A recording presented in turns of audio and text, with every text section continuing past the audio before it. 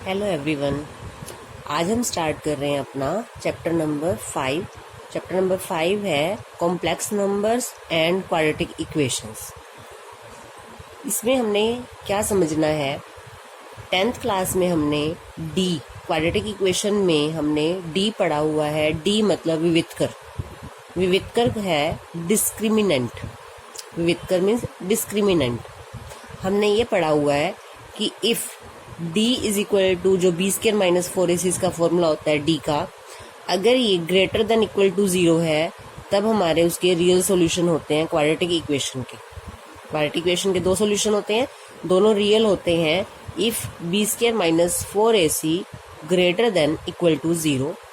और हमने ये पढ़ा हुआ है कि if B square minus 4ac less than 0 यानी नेगेटिव आ जाए, अगर जैसे फॉर एग्जांपल अगर मैं क्वेश्चन सोल्व कर रही हूँ और d की वैल्यू मेरी -8 आ गई है तो हम वहाँ लिखते हैं नो रियल सॉल्यूशंस।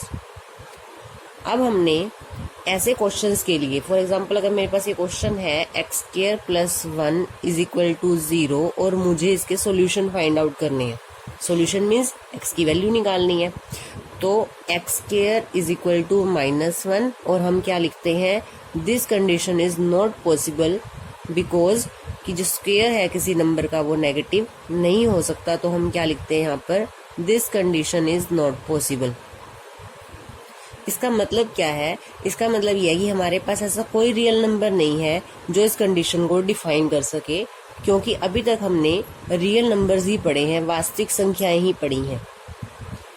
हमने प्राइम नंबर्स, कंपोजिट नंबर्स और natural numbers, whole numbers, integers और ये सब क्या होते हैं, सब मिला के इन सबको क्या कहते हैं, रियल नंबर्स। तो हमने रियल नंबर्स ही पढ़े हैं और रियल नंबर में ऐसा कोई नंबर नहीं है जिसमें किसी नंबर का स्क्वायर नेगेटिव आए, क्योंकि हमने क्या पढ़ा है, -1 का स्क्वायर 1 होता है। यहाँ पे अगर x की वैल्यू आप पुट करते जाओ, x का सोल्यूशन ही तो निकालना है, x की वैल्यू पुट करते जाओ। फॉर एग्जाम्पल मैंने x की वैल्यू -2 रखी या 2 रखी, स्क्वायर करके तो पॉजिटिव ही आएगा। कोई भी ऐसा नंबर नहीं है हमारे पास जिसका स्क्वायर कर कर -1 आए। तो यहाँ पे हमारे पास नॉट पॉसिबल का मतलब क्या है कि हमारे पास कोई रियल सॉल्यूशन नहीं है, इसका नो रियल सॉल्यूशन मतलब तो ये है, रियल नहीं है। इट मीन्स कुछ ना कुछ तो हम वहाँ पे आइडेंटिफाई कर सकते हैं। उसी को सॉर्ट आउट करने के लिए हमारा ये चैप्टर स्टार्ट होता है कॉम्प्लेक्स नंबर्स का। इसमें हम पढ़ेंगे इमेजिनरी नंबर के बारे में। अब तक हमने रियल नंबर्स पढ़े हैं, अब हम पढ़ेंगे इमेजिनरी नंबर क्या होता है। इमेजिनरी नंबर, कॉम्प्लेक्स नंबर जो है इमेजिनरी और रियल दोनों को मिलाकर बनता है, उसे कॉम्प्लेक्स नंबर कहते हैं। कॉम्प्लेक्स नंबर पढ़ने से पहले हम इमेजिनरी नंबर पढ़ेंगे, क्योंकि रियल नंबर तो हम पहले पढ़ चुके हैं 10th में। अब इमेजिनरी नंबर देखते हैं क्या होता है। हमने -81 का स्क्वायर रूट निकालना है और हम क्या कहते हैं कि इसका स्क्वायर रूट पॉसिबल नहीं है, क्योंकि नेगेटिव नंबर का तो स्क्वायर रूट होता नहीं है। अब हम इसको क्या करेंगे, हम इसको लिखेंगे 81 इंटू -1। 81 का स्क्वायर रूट तो हमें पता है क्या होता है, वो है हमारा 9 और -1 हमारा स्क्वायर रूट के अंदर रह गया। और अब हमने इसको नाम दिया है रूट -1 को एक इमेजिनरी पार्ट, और उसका नाम है आयोटा। ये मैंने आई लिखा है, आपने ऐसे लिखना है इसको आई, और ये क्या है, आयोटा। आयोटा। और ये क्या है, ये एक इमेजिनरी नंबर है जिसको हम किसकी जगह यूज करेंगे, रूट -1 के प्लेस पर इसको लिखेंगे। तो अब हमने क्या किया, हमने -81 का स्क्वायर रूट निकाल लिया और वो क्या आया हमारा 9 आयोटा। इस तरह से तो फिर हम किसी भी नेगेटिव नंबर का रूट निकाल सकते हैं। -3 का स्क्वायर रूट निकालना है, मैंने इसको लिखा √3 इंटू -1। 3 का स्क्वायर रूट तो नहीं होता, तो 3 का स्क्वायर रूट ही रह जाएगा, इंटू रूट -1। और इसको क्या लिखेंगे, √3 इंटू आयोटा। रूट -1 की स्पेस पे क्या लिखेंगे, आयोटा। इस मीन्स किसी भी नेगेटिव नंबर का स्क्वायर रूट अब हमारे लिए निकालना पॉसिबल है, क्योंकि अब हमने एक इमेजिनरी नंबर आइडेंटिफाई कर लिया है। √9 का क्या होता है, स्क्वायर रूट 3, और -1 के रूट की जगह क्या लिखेंगे, आयोटा। तो अब हमारी जो है प्रॉब्लम जो थी, हमारी नेगेटिव नंबर का हमारे पास स्क्वायर रूट नहीं था, तो हमारी वो प्रॉब्लम खत्म हो जाती है इमेजिनरी नंबर पढ़ने से। तो ये है हमारा imaginary number iota. It means iota क्या है, रूट -1। आयोटा क्या है, रूट -1। ये आयोटा की वैल्यू है। तो क्वेश्चन करते टाइम हमें सिर्फ आयोटा नहीं, आयोटा की ज़्यादा पावर्स को भी समझना है। तो हम एक टेबल बना लेते हैं जिसको हम याद करेंगे। आयोटा की वैल्यू है रूट -1। अगर मैं इसका स्क्वायर कर दूं, आयोटा स्क्वायर, तो रूट -1 का स्क्वायर,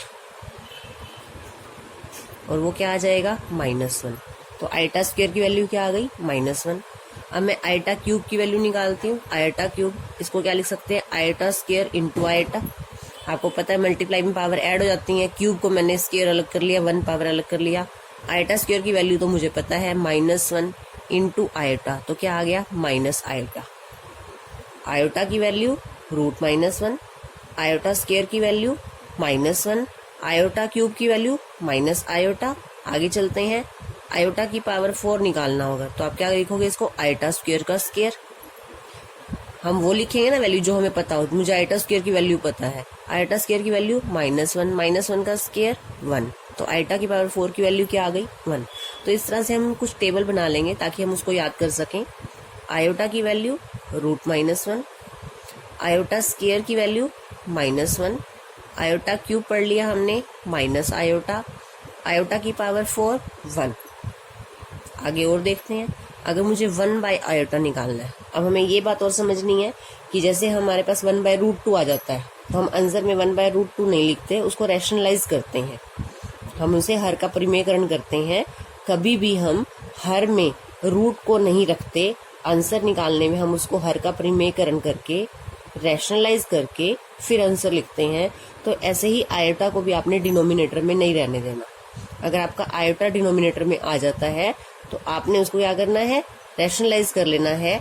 1/आयोटा की वैल्यू निकालने के लिए क्या करना है, आपको रैशनलाइज करना है iota by iota. 1 into iota iota, iota into iota iota square. Iota square की वैल्यू -1, तो क्या आ गया, माइनस आयोटा। तो 1/आयोटा की वैल्यू आपके पास क्या आ गई है, माइनस आयोटा। 1/आयोटा को आप आयोटा की पावर -1 भी कह सकते हो। तो आयोटा की पावर -1 या 1/आयोटा, दोनों की वैल्यू क्या है, माइनस आयोटा। एक दो वैल्यूज और करते हैं। 1/आयोटा स्क्वायर निकालना है अगर आपको, या आयोटा की पावर -2 निकालना है आपको।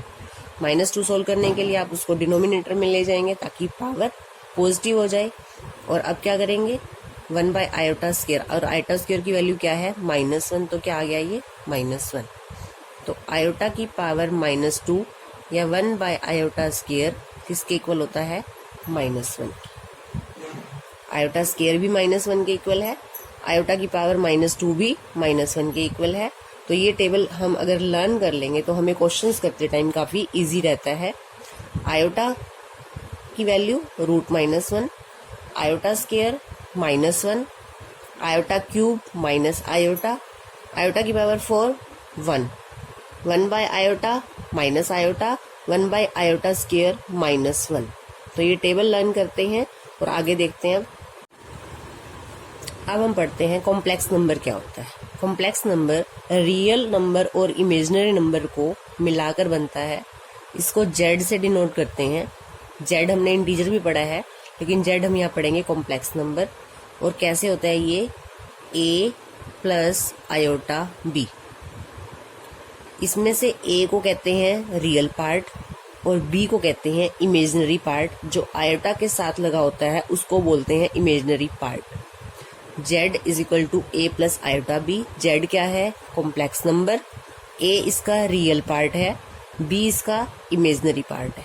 फॉर एग्जाम्पल अगर मेरे पास एक नंबर है, मान लो एक 2 है, तो आप किसी भी रियल नंबर को कॉम्प्लेक्स नंबर की फॉर्म में भी लिख सकते हो। आप इसको लिख दो 2 प्लस 0 आयोटा।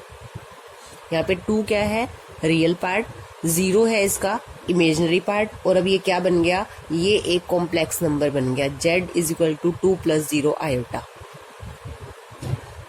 इसको कहेंगे, a को क्या कहते हैं, रियल पार्ट, और इसको लिखते हैं ऐसे RE करके और ब्रैकेट में z। Real part of z is equal to a। ऐसे ही इसका इमेजिनरी पार्ट जो है वो क्या है, इमेजिनरी पार्ट। इसको कैसे लिखते हैं, इमेजिनरी ऐसे और z is equal to b, iota नहीं लेना साथ में, imaginary part of complex number is equal to b। तो ये है हमारा रियल पार्ट, ये हमारा इमेजिनरी पार्ट और ये है हमारा कॉम्प्लेक्स नंबर। किसी भी रियल नंबर को हम कॉम्प्लेक्स नंबर की फॉर्म में लिख सकते हैं। अब कुछ प्रॉपर्टीज है हमारे पास कॉम्प्लेक्स नंबर की। अगर मेरे पास दो कॉम्प्लेक्स नंबर है, प्रॉपर्टीज क्या है हमारी इसकी,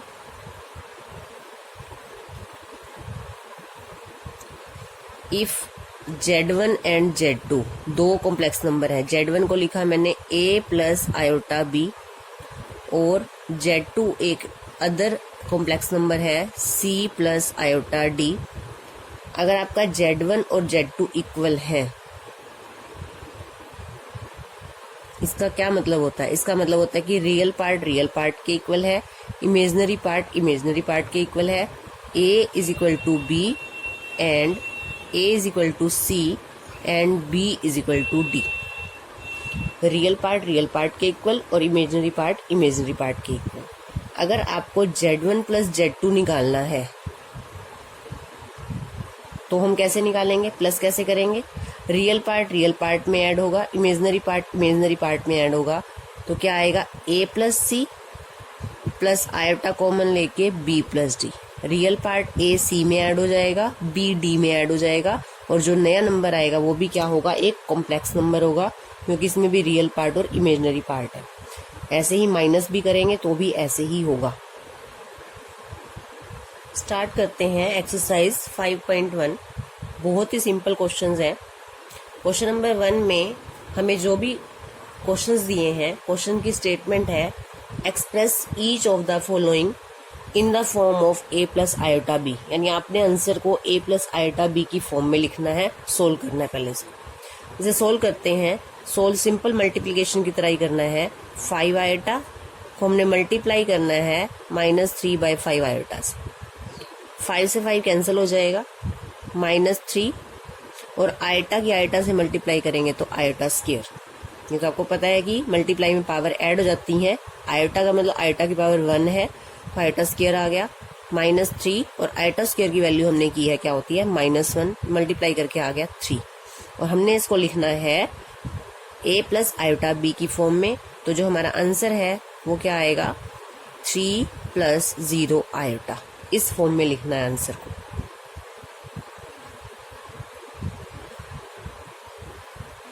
सेकंड क्वेश्चन में आयोटा की पावर 9 प्लस आयोटा की पावर 19। अब क्या करो, इसको आयोटा की पावर 9 को सोल्व करना है हमने। इसको लिख लो आयोटा स्क्वायर की पावर 4, कितने हो गए ये 8 इंटू आयोटा।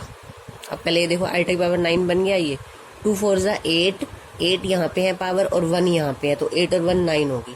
ऐसे ही आयोटा की पावर 19 को क्या लिखें, आयोटा स्क्वायर की पावर 9, 9 2 ज़ा 18 तो ये हो गए और एक आयोटा और है।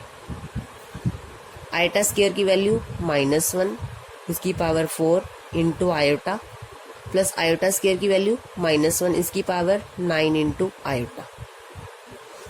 -1 की पावर 4 +1 हो जाएगा और ये आ जाएगा प्लस का आयोटा। -1 की पावर 9 ओड पावर है तो माइनस आता है, ये क्या आ जाएगा -1 minus iota. Iota minus iota क्या आ गया, 0। तो जो आपका आंसर लिखोगे वो क्या लिखोगे, 0 + 0 iota. a plus iota b की फॉर्म में लिखना है हमें, तो 0 + 0 आयोटा। नेक्स्ट करते हैं आयोटा की पावर -39। इसको सोल्व करने के लिए आपको पता है सबसे पहले हमें पावर प्लस करनी होती है। कभी भी नेगेटिव पावर हो तो आपने उसको पहले प्लस करना, प्लस करने के लिए आपने उसको डिनोमिनेटर में ले आना है। तो ये आ गया 1 बाय आयोटा की power 39। Same process 1 by iota का स्क्वायर अंदर रखेंगे। अब आप देखो कितना करोगे आप इसको, 39 है मेरे पास तो ये कितना हो जाएगा 19, क्योंकि 19 2 ज़ा 38 into iota. 1 by iota square की वैल्यू -1 और उसकी पावर 19 इंटू आयोटा। -1 की पावर ओड है तो क्या आएगा -1, 1 बाय माइनस आयोटा। अब हमने किया था कि हमने आयोटा को डिनोमिनेटर में तो रहने नहीं देना, तो हमने क्या करना है, इसको रैशनलाइज करना है। पहले माइनस ऊपर ले जाएं, ये आ गया -1/i और इसको रैशनलाइज कर दो, क्या आ जाएगा -i बाई में आयोटा स्केयर। आयोटा स्केयर की वैल्यू हमें पता है, -i बाई में आयोटा स्केयर की वैल्यू -1, माइनस से माइनस कैंसिल, तो आपका आंसर क्या आ गया आयोटा। आयोटा आ गया। अब इसको आपने क्या लिखना है, कॉम्प्लेक्स नंबर की फॉर्म में लिखना है, तो आंसर क्या आएगा आपका 0 प्लस आयोटा। 0 आयोटा नहीं 1 आयोटा है ये, 0 प्लस आयोटा, तो ये आपका आंसर है। Question number 4, 3 into 7 plus iota 7 plus iota into 7 plus iota 7। अब आयोटा 7 लिखो या 7 आयोटा लिखो, बात सेम है, उससे कोई फर्क नहीं पड़ता आपने आयोटा आगे लिखा या आयोटा पीछे लिखा, जैसे आपको ठीक लगे वैसे लिखो, लेकिन क्लियर होना चाहिए। आप पहले 3 से मल्टीप्लाई करेंगे 21 प्लस 7 3 ज़ा 21, मैं आयोटा पीछे लिख रही हूँ 21 के, आप आयोटा 21 भी लिख सकते हैं। प्लस अब आयोटा से मल्टीप्लाई करेंगे 7 आयोटा, मल्टीप्लाई करते समय दोनों नंबर मल्टीप्लाई होंगे, यहाँ भी आयोटा से मल्टीप्लाई करेंगे तो 7 आयोटा, प्लस यहाँ पे मल्टीप्लाई करोगे तो ये हो जाएगा 7 आयोटा स्केयर। 21 प्लस ये आयोटा वाले नंबर ऐड होंगे, ये ध्यान रखना है, जैसे x वाला नंबर x में ऐड होता है, x स्केयर वाला नंबर x स्केयर में ऐड होता है, तो ऐसे ही आयोटा वाला नंबर आयोटा वाला नंबर में ऐड होगा। तो ये हो गया आपके 28 आयोटा प्लस 7 आयोटा स्केयर की वैल्यू, हम जहाँ भी आयोटा स्केयर आपको दिखेगा आप आयोटा स्केयर की वैल्यू पुट करनी है -1। 21 प्लस 28 आयोटा -7, 21 - 7, ये आ गया आपके 14 प्लस 28 आयोटा, और ये तो आपका z की फॉर्म में है, तो ये आपका आंसर है। अब करते हैं question number 8, 1 minus iota raise to power 4। इसको अब सोल्व करने के लिए पावर 4 है, तो मैं इसको क्या करती हूँ 1 माइनस आयोटा का स्केयर, 1 माइनस आयोटा का स्केयर। इस नंबर की पावर 4 थी, मैंने स्केयर अलग, क्योंकि स्केयर का फॉर्मूला मुझे आता है, तो स्केयर मैंने अलग कर लिया, स्केयर मैंने अलग कर लिया।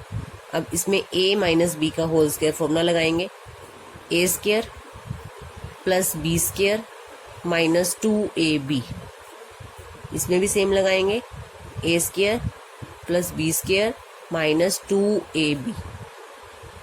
सोल्व करते हैं इसको, 1 आयोटा स्केयर की वैल्यू -1 -2 आयोटा, आयोटा स्केयर की वैल्यू -1 -2 आयोटा, 1 से 1 कैंसिल हो जाएगा, इधर भी -2 आयोटा इंटू -2 आयोटा, मल्टीप्लाई करेंगे, माइनस से माइनस कैंसिल, 2 2 ज़ा 4 आयोटा स्केयर 4 और आयोटा स्केयर की वैल्यू -1, तो आपका आंसर क्या आ गया -4, और आपने आंसर में इसको कॉम्प्लेक्स नंबर की फॉर्म में लिखना है 0 - 4 आयोटा।